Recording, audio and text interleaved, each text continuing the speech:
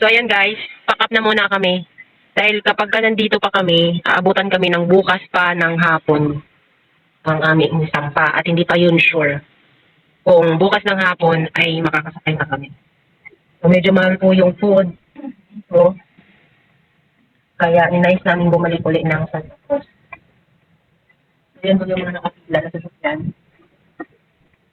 At ang nasakit na po niyan guys. Ito mga nakapila na to. Yan. May mga dumadating dyan na nagiging priority. Yan. May dumadating dyan na priority. Magkabilaan po yan.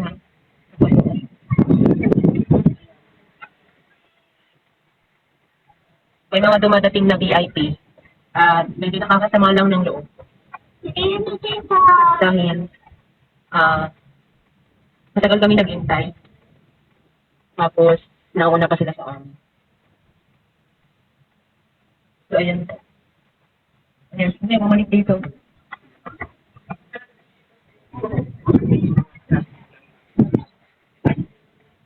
Kaya na Rhea? Ma'am, stop. Ow. Yan. Itong truck na to, mayroon pa yan sa loob. Yan, mayroon pa yun sa loob. Dalawang layer yan, ayun. Yan, dalawang magkahiliran na ng kahaba.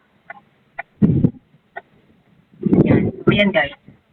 Kailangan talaga namin bumalik. Dahil yung aming unless mag-stay kami sa hotel. Pero nagkakakulik na din. Ayan, malayo na tayo sa port. Pero, ngayon nandito ka, may truck na sila.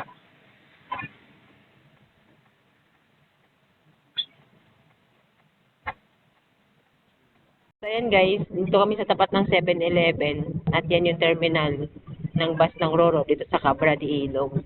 So, yung ganap dito guys ay kailangan na namin mag-back up.